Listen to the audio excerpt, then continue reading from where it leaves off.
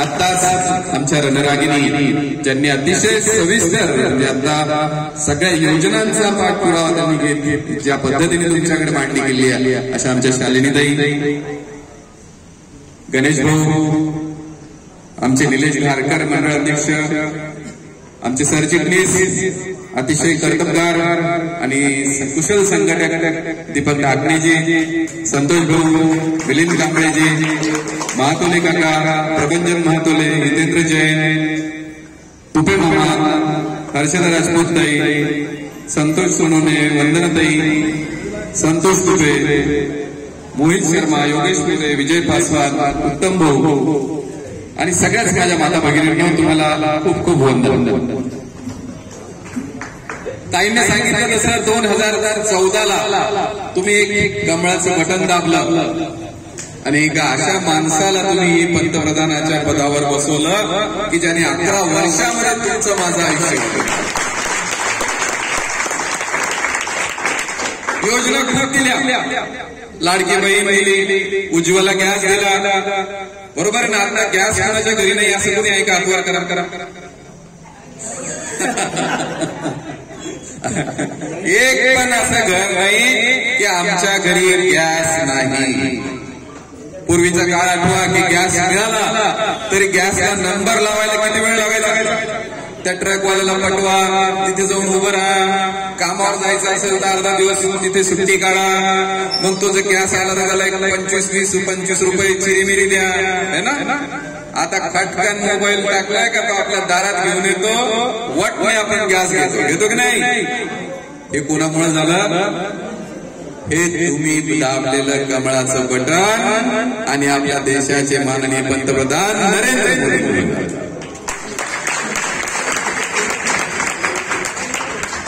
लाडक्या बहिणीचा आता उल्लेख झाला. माननीय पंतप्रधानांनी आपले तत्कालीन माननीय मुख्यमंत्री एकनाथजी शिंदे साहेब, आत्ताचे आपले अतिशय विकास पुरुष ज्यांना म्हणता येईल असे मुख्यमंत्री देवाभाऊ फडणवीस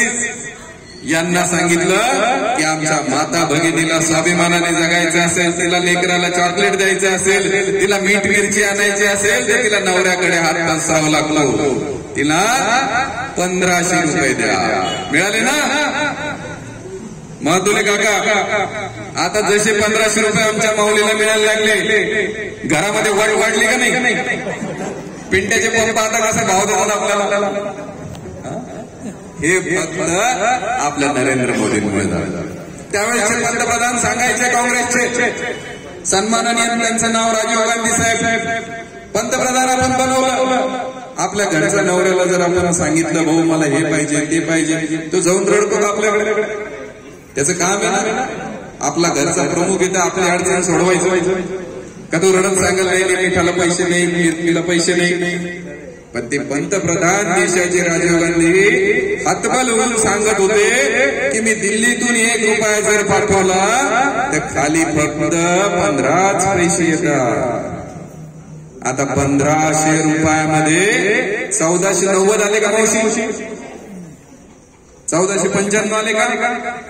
नाही ना. संजू भाऊचं पत्र लागलं का तुम्हाला? कुणाला तुमची जात विचारली का ताई? तुमचा धर्म विचारला का? कोणताही भेदभाव न करता सारे भारतीय आमचे लेकर आहे, माझे बांधव आहेत, माझ्या भगिनी आहेत आणि मी प्रधान सेवक, पंतप्रधान म्हणजे मी प्रधान सेवक आहे जनतेचा आणि यांच्याशी कोणताही भेदभाव जात न करता त्यांना मी सेवा देईन असं वचन देऊन काम करणारे आपले पंतप्रधान यांनी सगळ्या योजना.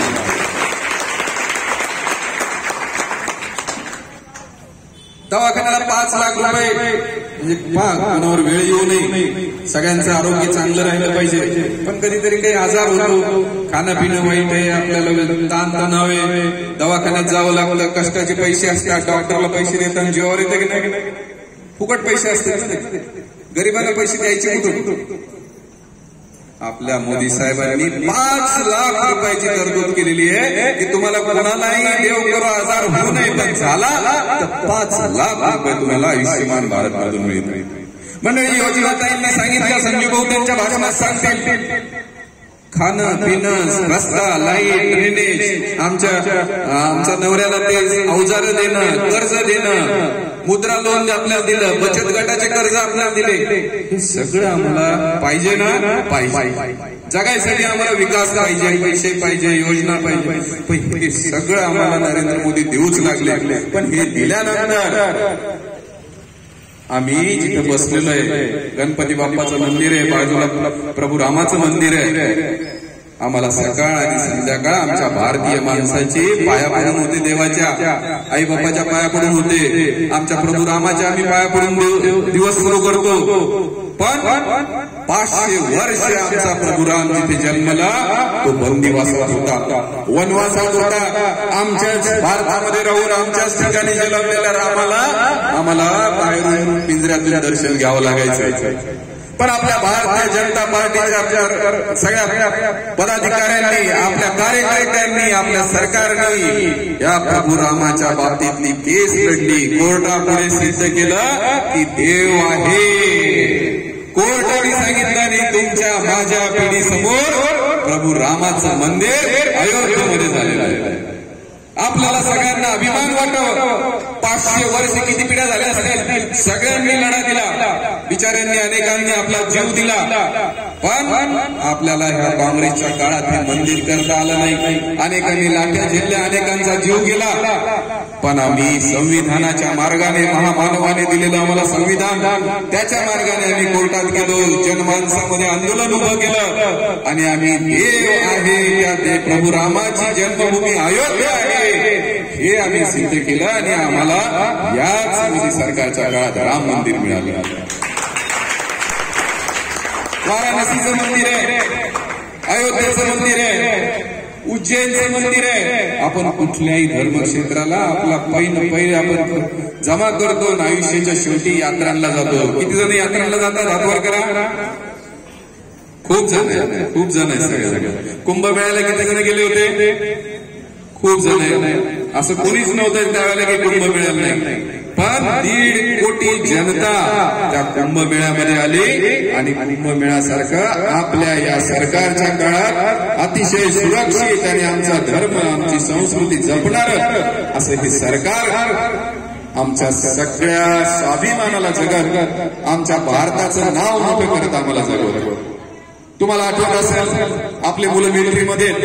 त्याच्या हातात तो काश्मीरला ड्युटीला असतो त्याच्या हातामध्ये बंदूक असते डोक्यात हेल्मेट असायचं आणि तिथले देशद्रोही त्यांना दगड मारायचे विचार करा तुमचा भाऊ माझा मुलगा हे तो जवान आहे आपल्या मिलिटरीचा त्याच्यामध्ये ताकद 10 जणांना लोळवायची ते दगड मारणारे चिल्लर होते हातामध्ये बंदूक आहे त्यांनी गोळी मारायला पाहिजे होती तो कशासाठी तिथे ड्युटी करतो मरणाची थंडी आहे आपलं भारत मातेचं रक्षण करायला आला आणि हे उपद्रवी दहशतवाद्यांचे पिल्ला त्यांना दगड मारायचे काय त्यांचं मन म्हणत असेल विचार करा पण आपल्या त्यावेळेच्या काँग्रेस सरकारने या मिलिटरीचे आमच्या जवानाचे हात बांधून टाकले होते आणि आता तुम्ही परवा पाहिलं पहलगामची दुर्दैवी घटना आहे आमच्या काही भावांना धर्म विचारून मारलेलं आहे आणि त्यांनी सांगितलं की तुमच्या मोदीला जाऊन सांगा आम्ही काय केलं पण आमच्या ह्या नरेंद्र मोदीला जेव्हा कळलं त्यांनी त्या पाकिस्तानमध्ये घुसून 250 किलोमीटरवरून त्यांनी बॉम्ब गोळा टाकून त्या दहशतवाद्यांचे 8 अड्डे उडवलेले होते त्या मिलिटरीला इतकी पॉवर दिलेली आहे तुम्हाला सगळ्यांना वाटत होते की आपल्या नरेंद्र मोदी म्हणजे हे यांना धडा शिकवणार म्हणजे शिकवणार बरोबर आहे ना ही जी खात्री आहे की आमचा पंतप्रधान आहे आम्ही या देशामध्ये सुरक्षित राहू शकतो आम्ही आमच्या गल्लीत सुरक्षित राहू शकतो आमची मिलिटरी आमचं रक्षण करू शकते हे वाटण्याची जी भूमिका हा जो समज निर्माण झालेला आहे मंडळी तुम्ही 2014ला कमळ दाबला तुम्ही 2019ला दाबला तुम्ही 2024ला दाबला आणि 11 वर्ष ज्या भविष्याने तुम्ही त्या पंतप्रधानांना पदावर बसवलेलं आहे त्यांनी